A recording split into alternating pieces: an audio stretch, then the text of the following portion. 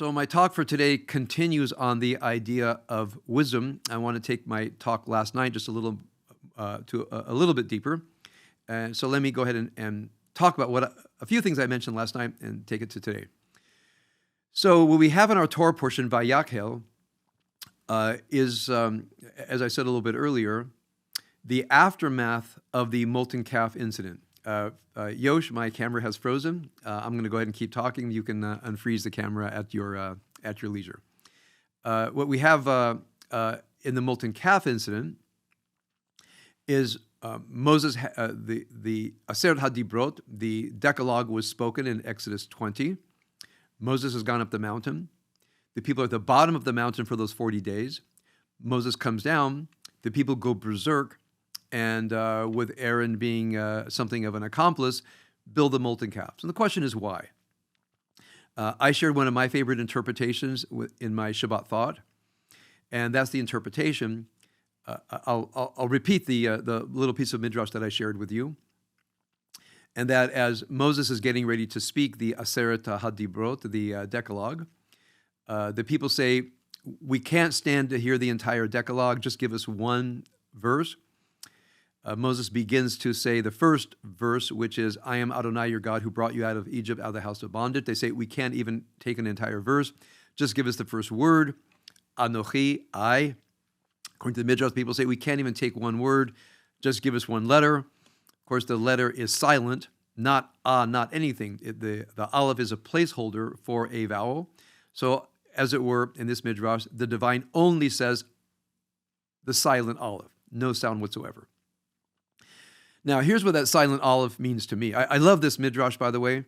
It has such profound mystical implications for us that when one thinks about divine speech, I'm one of those who proposes the idea of a propositionless divine. The divine does not, at its core, make propositions, give commandments, and so forth. I think human consciousness translates the divine presence into values and virtues and commandments and so forth. But ultimately, it's a silent aleph.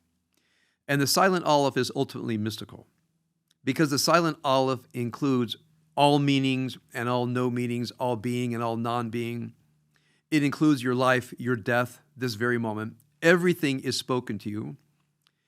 And I think when a mystic has that full experience of divine being and non-being, including our own being, our own non-being, our life, our death, everything together, I think some people, when they experience that, it is truly profound and overwhelming that your life, as it were, has been exposed before you. The depths of your soul has been exposed before you. The meaning of everything that cannot be articulated. It's as if meaning is presented into your being. It's fully poetic. It can't be expressed.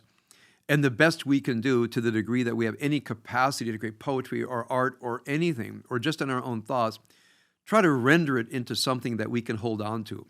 We try to create some kind of a handle, which I think what mystical language does. Mystical language gives us a handle so we can hold on to those deep mystical experiences. So try to imagine, at the core of human experience, at the core of human spirituality, at the core of religion, is the silent aleph. Now, I believe that if you experience the silent aleph, take it into your soul, you breathe it into your soul, then that translates into some kind of wisdom, and the wisdom is, what must I do next? So for me, wisdom, at its best, translates into duty. Now that I've experienced the fullness of the divine speaking into my soul, the unarticulated silence of the divine, what must I do now? And there are so many things that we must do now as we come out of the mystical experience.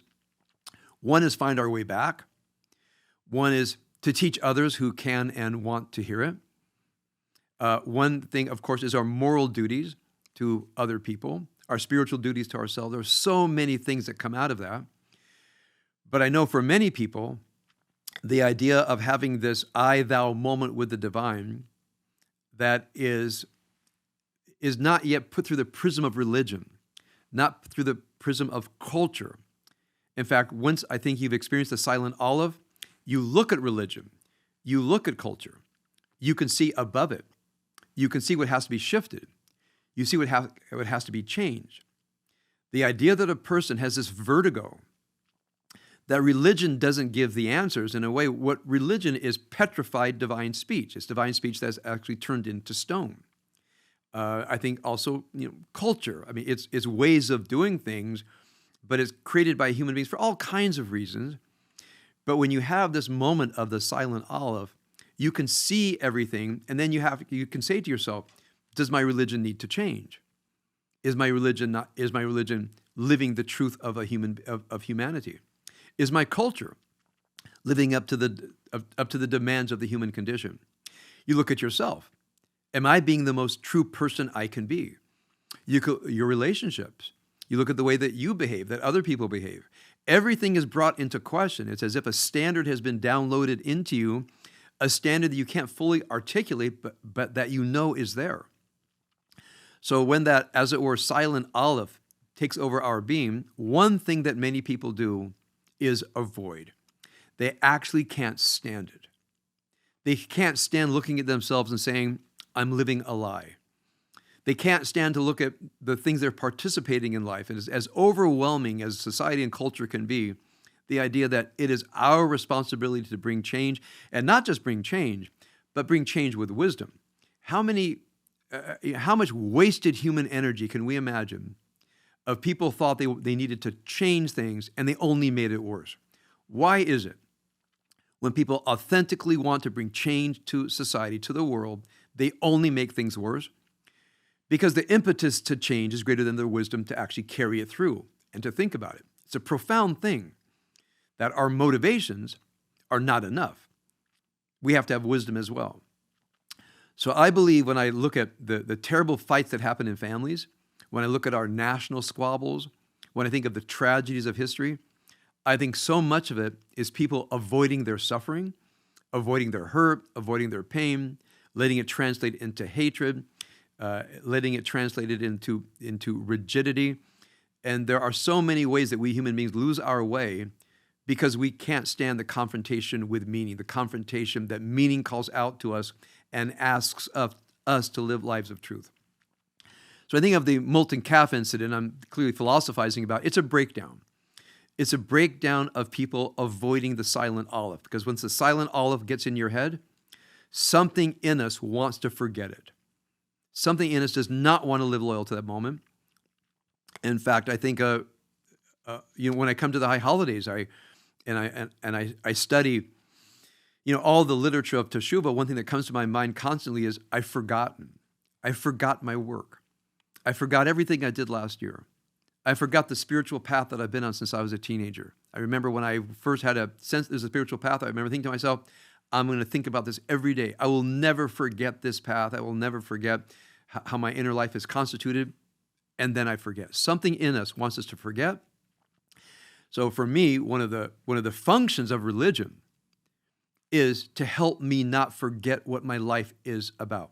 I'll be truthful, I've said this many times. If it were not for the parts of our tradition, the calendar, the liturgy, the study of Torah, I would forget who I am. I would forget what I'm doing. The externality of religion helps me sustain my connection with my own internality. That's why we need the externalities, because we can forget our internal dimension. The people have this not just forgetting, but profound avoidance and resistance. So what happens in our Torah portion is once they have to build the Mishkan, try to imagine that all of that trying to escape the silent olive, they've now been given work. And the work they have to do, as is described here, is the craft work that Bezalel has had this image of the Mishkan, as it were, impressed into his soul. He can see every single part of it. He finds out who's gifted at what. And the people get busy with creating beauty and art, but remember, because they're trying to reflect something divine. Again, this is part of my theory of art, of great art. Great artists, whether they're poets or sculptors or musicians or dramatists, cinema, whatever, The greatest ones are like Bezalel. Some piece of the divine mystery has been ingested into their soul, and they have an urge that they don't fully understand to bring it out into the world. In fact, that's one thing when I took my first art class, the professor made the point, artists are sometimes the least reliable people to talk about their work because the work takes them over. They're not, as it were, art critics, they're artists. Now, maybe the gift of an art critic is to understand the inner workings of art and how it functions as art, but an artist is not an art critic. Critic in this sense meaning to understand the inner workings of something and what makes it able to communicate something of the divine into our souls. I think that is the gift of a good critic, not criticizer, but someone who can understand the inner workings of a piece of art. So they are now creating art. And in my Shabbat thought, what I wrote is they got very, very quiet. No time for molten calves. All that energy to create a molten calf is now creating all of the elements of the Mishkan. They're very devoted to their work. They see the beauty coming out of when they take the raw material of nature under the guidance of Bezalel, and they create these things of beauty. They are called Chacham Lev, which means a skillful heart. The Hebrew word Chacham in this case means skillful. They're skillful that they can take, as it were, the raw, the unfinished, the natural beauty in and of itself, but turning into a humanly fabricated beauty. And the biblical theory of beauty comes through here, that beauty, in a sense, comes from the divine mind. It images itself into the human beings. We create this beautiful object, and something of ourself and the divine. You might say something like Eve and Cain, something of ourself and the divine has been created. Now, then for me comes the question, so what happened to these people? How could they be so devoted to creating the beauty of the Mishkan? And with this, we end the book of Exodus. And as we go into the subsequent narratives in Leviticus and Numbers, we see the perfidy. We see the treachery of the people. We see the rebelliousness. One story after another, for me, is stories of forgetting. Why do they forget? Why do they forget something of their human essence? Why do they forget that they are channels, that they are channeling divine mind into beauty? And for my talk for today, I just want to give one phrase. They forget because they're not doing their work. When they're doing their work, when they are taking what nature has provided and creating beauty, they have no thoughts of a molten calf. They have no thoughts of rebelliousness, of treachery against God, of falling short of their duty in life because they're busy. Now, the techne, the technological skills that we find in this Torah portion, for me, are a metaphor, in my mind, of spiritual work. I think one of the most, the way we are led astray the most in our lives is that we are not doing spiritual work in an ongoing way. When we're not doing spiritual, inner life, reflective work in an ongoing way, it's as if the Yetzer Hara makes up things, devises plans for us to do other things than to stay loyal to some kind of spiritual and moral core. I think that's this idea of forgetfulness. If you're building your Mishkan, you can't forget. If you're building your Mishkan, you won't create a molten calf. If you're building your Mishkan, you won't avoid the work. If you build your Mishkan, you know how to be morally present to other people, spiritually present to your own soul. If you're building your Mishkan, in a way, it gives us the duty, the specific duties that we have to take the raw material, as it were, of our inner lives and create something beautiful that we can inhabit and that inhabits us. So for me, the chokhmah, the wisdom, when it says that a person is a chacham lev, a skillful person, for me it means a person who has mastered the skills of working with their inner life and creating something of beauty. Now I want to take a long step back. I want you to think for a moment of the greatest hurt that you have been caused by other human beings. It's always easier for us to start with our hurt caused by others. When you think of your hurt caused by others, is it possible that those other people were actually doing deep, intense, sustained, reflective, spiritual work. Understanding the moral duty not to cause harm to others. Understanding their spiritual duties to have a levav shalem, to be of whole heart. Think of all the spiritual values that we want to live by.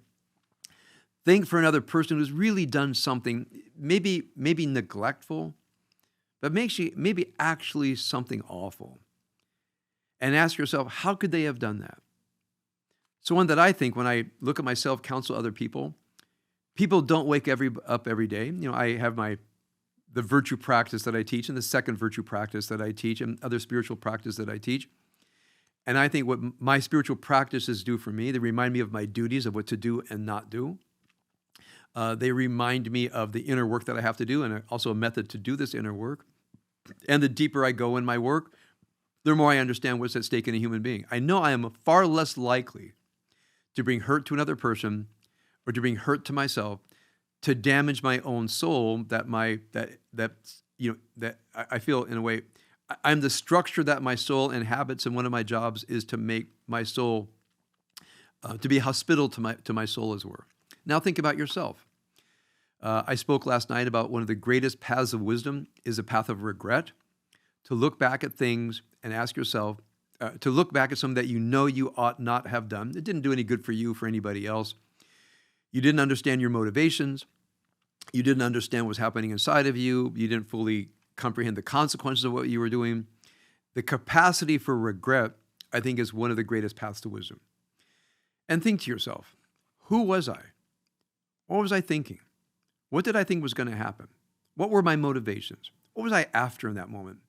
And sometimes when you go into regret, which again, I think is one of the greatest paths to wisdom, we actually go to remorse, which means our forgetting caused pain to another person. I think when you go into that realm of regretting and remorse, in a way, we're looking at other people as how could they have got it so wrong? Now we're looking at ourselves. How could I have got it so wrong? Even something banal, meaning I made choices that weren't the best thing for me. I forgot who I was. I forgot my journey. But if we can recover why we made those choices, I think we have a greater capacity to live spiritually and morally skilled lives in the future. Remorse, of course, is I know I hurt somebody. Just as other people have hurt me, I've hurt them. And again, I think when we hurt others, it's ultimately our forgetting our duty in this world because we haven't busied ourselves enough with building the Mishkan. We have a phrase in the early morning blessings that were recited a little bit earlier, la'asok b'divrei Torah, that our esek, our busyness should be with the words of our holy teaching. So in summary, as I think of the people doing their weaving, by the way, I think it's wonderful, as I mentioned last night, the Hebrew word for weaving, lachshov, machshavo, is the same as the Hebrew word for thinking. Identical words. I think it's brilliant when one looks at the sources of language. I believe that the practice of weaving came before trying to name this thing called thought. It's a wonderful metaphor, isn't it? That just as the weaver has a design, think of your thoughts, instead of being random weaving coming out of the imagination of the inner life, that you could take control of the weaving, that you become the weaver of your own thoughts. So try to imagine you have taken responsibility and ownership for the weaving of your thoughts, of the work of gold and silver and copper and all the settings, that's what your life is about. And then translate that into what I'll call the spiritual and moral dimension. Try to imagine having lived this way since you were a young person. Try to imagine other people living this way since we're a young person, and we can see how profoundly the blessings in life would flow from us to others and others to us.